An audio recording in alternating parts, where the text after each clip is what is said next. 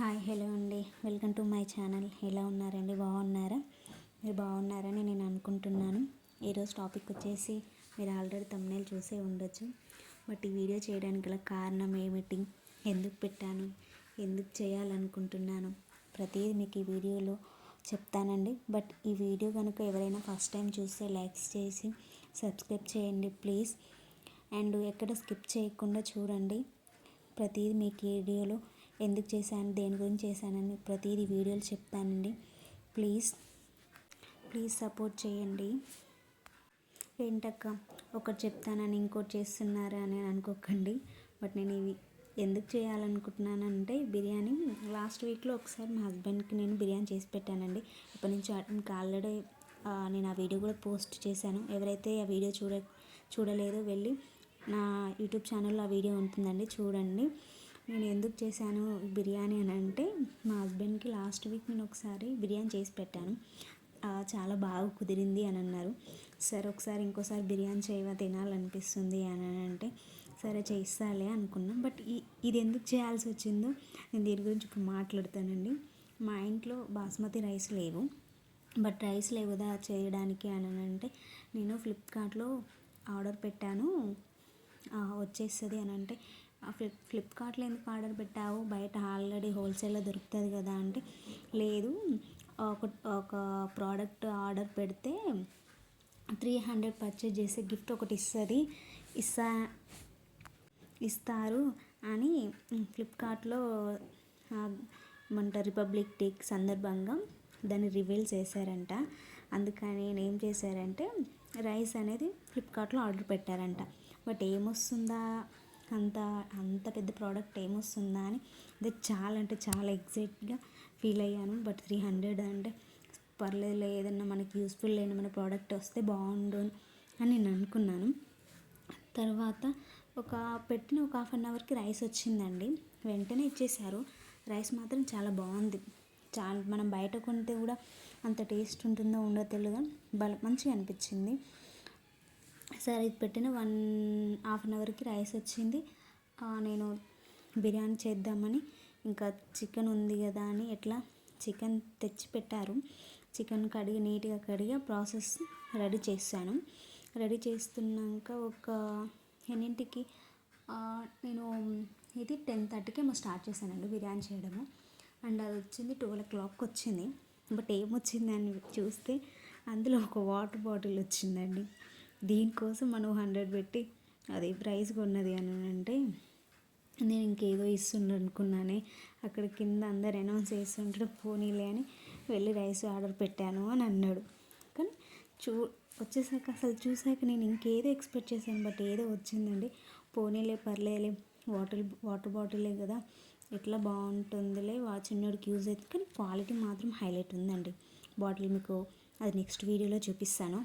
అది ఎంత బాగుంది అంటే, అది ప్లాస్టిక్ కాదండి, గ్లాసెస్.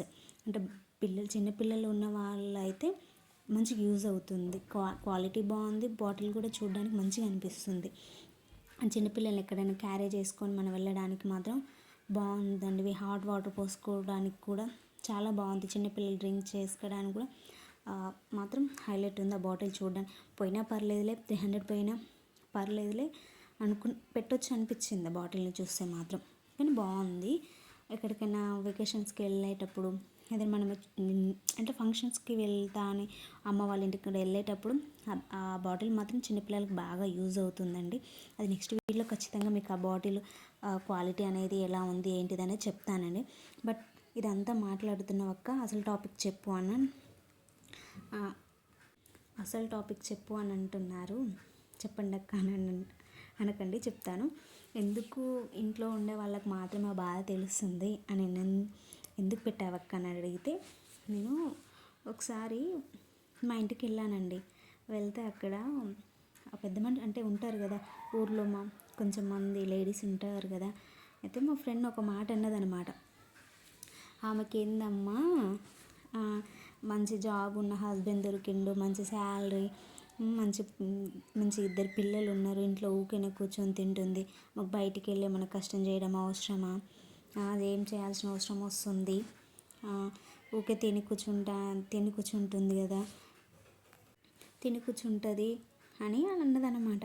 అసలు నేను స్టన్ అయినా, ఏంటి ఈమెంది ఈ మాటలు అంటుంది అని అనుకున్నాం.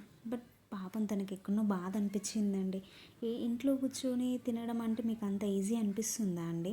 తిని కూర్చోవడం అంటే ఏమంటారు, వాళ్ళు తెచ్చిపెట్టింది వీళ్ళు తెచ్చిపెట్టింది మేము తింటున్నామా అండి? మాకు తెలియక అడుగుతాము. పిల్లల్ని పెట్టుకొని ఇంట్లో పనులంతా చేసుకొని అత్తమామల కొండు పెట్టి తన పిల్లలను చూసుకొని తన భర్తను చూసుకొని వాళ్ళందరినీ ఆఫీస్కి వెళ్ళగొట్టి పిల్లల్ని స్కూల్కి వెళ్ళగొట్టి ఇంట్లో ఒక్కది ఏం చేయాలో అర్థం కాక మెంటల్ లేస్తూ అరే నీదైనా జాబ్ చేస్తే బాగుండని ఎంత మెంటల్ ప్రెషర్ ఉంటాయి మీకు ఏమైనా తెలుసా అండి? ఇంట్లో ఖాళీగా ఉండడం అని అంటే నోటికి వచ్చినట్టు మాట్లాడడం కాదు. తను ఏ సిచ్యువేషన్లో ఉండాల్సి వస్తుందో అది ఫస్ట్ తెలుసుకోండి. ఖాళీగా కూర్చుంటుందంటే తనేం ఖాళీగా కూర్చోవట్లేదండి. ఇంట్లో ఇద్దరు పిల్లలు, చిన్న పిల్లలు ఉన్నారు. వాళ్ళని వదిలిపెట్టిపోతే ఎవరు తీసుకొస్తారు? పిల్లల్ని వదిలిపెట్టి నేను జాబ్ చేస్తే ఇప్పుడు పిల్లల్ని మళ్ళీ స్కూల్ నుంచి ఎవరు తీసుకొస్తారు, ఎవరు డ్రాప్ చేస్తారన్న ఆలోచనలు తనకు ఉండవా అండి? నోటుకొచ్చింది ఏది పడితే అది మాట్లాడకూడదండి. ఇంట్లో ఖాళీగా ఉంటున్నామంటే వచ్చేసరికి మీకు పనులంతా చేసి పెట్టేది ఏమైనా పక్కింటి వాళ్ళు వచ్చి చేస్తున్నారండి? బాసనలు తోమి పిల్లలకి స్నానం పోసి వాళ్ళు వచ్చేసరికి ఏం చేయాలి, ఏం వంట చేయాలి, వాళ్ళకి స్నాక్స్ ఏం పెట్టాలి, ఏం తినబెట్టాలి, నైట్కి ఏం వంట చేయాలి, ఇది ఎంత ఆలోచిస్తాం ఇంట్లో. ఎంతలా మెంటల్ ప్రెషర్ ఉంటుందో మీకేం తెలుస్తుందండి. బట్ ఎవరిని కూడా తక్కువ చేసి మాట్లాడకూడదు. అండ్ ఖాళీగా ఉన్నారన్న మాట మీరు అనొద్దండి. ఎందుకంటే పొద్దున్న లేచిన కాడ నుంచి నైట్ పడుకునేంత వరకు ఖాళీగా ఉంటుంది అని మీరు అనుకుంటున్నారు. బట్ తను చేసే వరకు ఎవరైనా చూస్తున్నారా? ఎవరు చూడరు కదా. ఒకళ్ళ ఇంట్లో వాళ్ళ గురించి మనం ఎందుకు మాట్లాడుకోవాలి? మన ఇల్లు మనకు మాట్లాడుకోవడానికి రైట్స్ ఉన్నాయి కదా. మన గురించి మనం మాట్లాడుకోవచ్చు కదా. పక్కన వాళ్ళ గురించి మాట్లాడేటప్పుడు కొంచెం ఆలోచించి మాట్లాడాలండి. తను కూడా బయటకు వెళ్ళాలని, తను కూడా జాబ్ చేయాలని తను కూడా చాలా హోప్స్ ఉంటాయి. బట్ ఊరికి ఎవరిని పడితే అలా మాట్లాడొద్దు. దయచేసి అర్థం చేసుకోండి.